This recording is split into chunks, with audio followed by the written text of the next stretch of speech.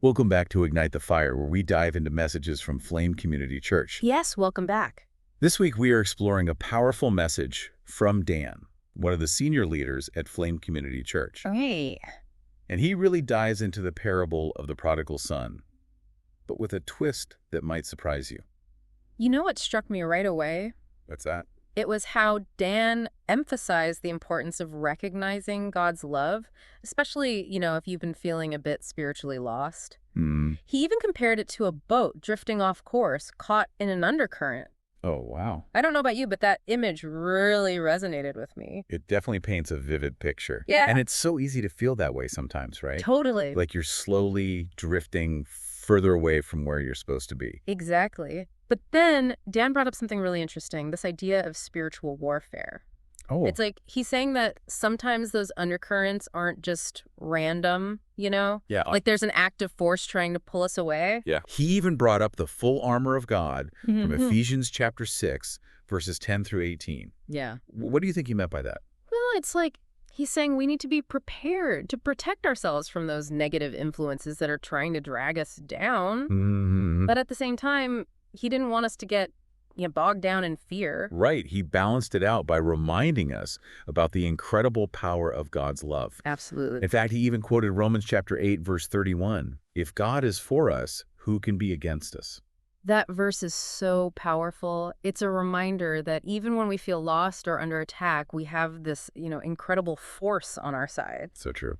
And that brings us to the heart of Dan's message. The parable of the prodigal son. You probably know the story. Yeah. But Dan had some fascinating insights. For those who might need a refresher, let's quickly recap. Yeah, good idea. There's this father who has two sons, Right. and the younger one basically says, give me my inheritance now, and takes off to live this, wild life. He squanders everything, ends up in a terrible situation, Yeah. and finally comes crawling back home, expecting to be rejected. Yeah. But here's where it gets interesting. Dan pointed out that the story isn't just about the son. Right. It's about the father who represents God. Exactly. And the way he describes the father's reaction when the son returns is just incredible. Tell me about it. He doesn't even wait for an apology. He sees his son in the distance and runs to meet him, Wow. embracing him and even kissing him. That's powerful. It's such a powerful image of God's unconditional love and forgiveness. And to think, in that culture at the time, the father running like that would have been seen as totally undignified. It really shows how much he loves his son, how much he wanted him back, regardless of what he'd done. Absolutely. And Dan connected that directly to us. Yeah. He said, we are the prodigal sons and daughters. Oh, wow. We've all strayed from God at some point, but his love for us remains constant. I love how Dan brought it back to our everyday lives. It's so easy to get caught up in the story and forget that it has real meaning for us today. Absolutely. He even said that God is always watching, Wow. waiting for us to turn back to him, no matter how far we've strayed. Isn't that an incredible thought? It is. It gives me chills just thinking about it. It's like he's saying that no matter what we've done, Yeah. no matter how lost we feel, Right. there's always a way back. And not only is there a way back, but God welcomes us with open arms. He doesn't just forgive us. Right. He celebrates our return. He really emphasized that celebration, didn't he? He did. He talked about the father bestowing the best robe on the son, a ring to symbolize his place in the family, and even sandals for his feet. Exactly. It's not just forgiveness. Right. It's complete restoration. The father wants his son to know that he's fully accepted back into the family, no questions asked. And then, of course, there's the feast with the fattened calf. It's like God throws a party every time one of his children comes back to him. That image always makes me smile. It shows just how much God delights in us, how much he rejoices when we return to him.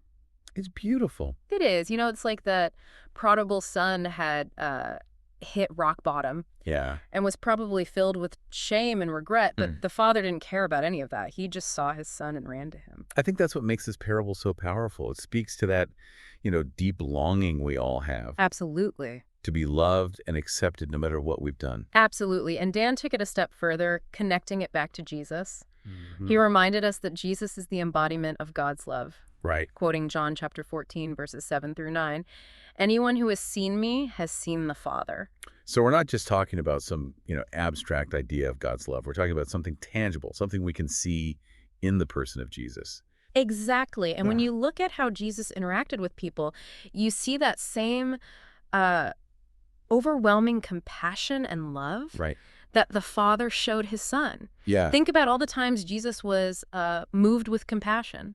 Mhm. He healed the sick, fed the hungry, even raised the dead, all out of love. Those stories always get to me, Ah. especially the one where he heals the leper. Oh, yeah. The leper was an outcast, considered unclean, but Jesus touched him, Right. healed him, and showed him incredible compassion. It's a powerful reminder that God's love doesn't discriminate. So true. It's available to everyone, regardless of their past or their current circumstances. And Dan went on to say that Jesus' entire life, including his death on the cross, was an act of the Father's compassion for humanity. Yeah. It was the ultimate sacrifice, driven by love.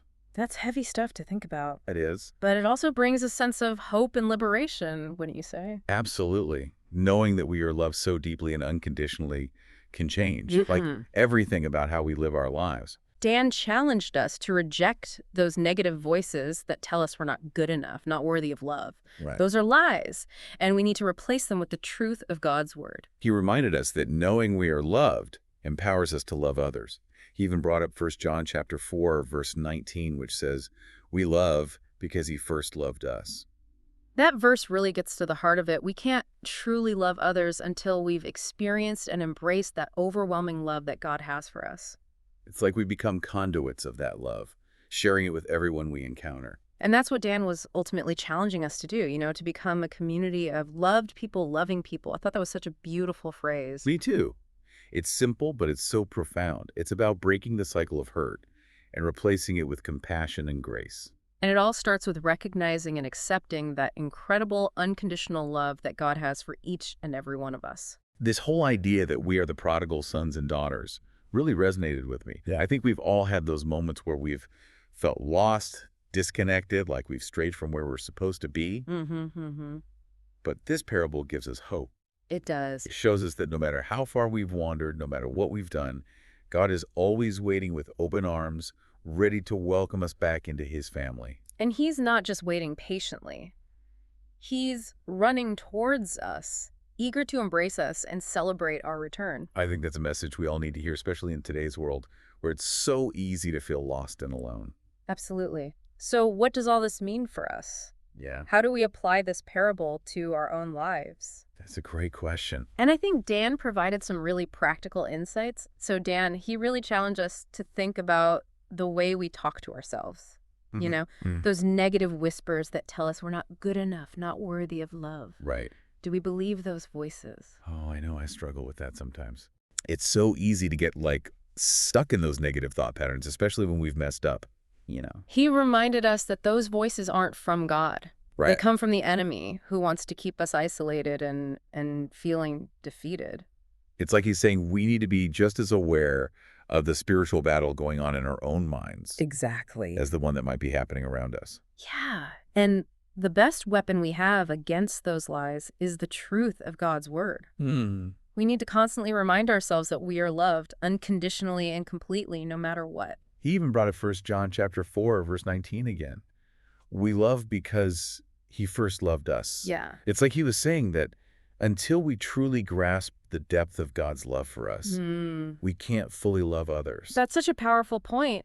It's not about trying harder to love others. Right. It's about letting God's love fill us up so that it overflows into our relationships. It's like we become conduits of that love, sharing it with everyone we encounter. And that's what Dan was ultimately challenging us to do, to become a community of loved people, loving people. Yeah. I thought that was such a beautiful phrase. Me too. It's simple, but it's so profound. It's about breaking the cycle of hurt and replacing it with compassion and grace. And it all starts with recognizing and accepting that incredible unconditional love that God has for each and every one of us. So, no matter where you are on your spiritual journey today, whether you feel close to God or far away, remember this. You are loved. Yes. You are forgiven, and you are always welcome back home. That's the heart of the message Dan wanted to share, a message of hope, forgiveness, and incredible love. And if you want to dive deeper into this message, I encourage you to check out Dan's full sermon. Yeah. You can find it on Flame Community Church's Facebook, YouTube, or website. They've got some great resources there to help you continue to grow in your faith. Well, that about wraps up our deep dive for this week. We hope you found it insightful and encouraging. Absolutely. We'll see you next time for another deep dive. Watch full sermons on Flame's Facebook, YouTube, or website. God bless. See you next week.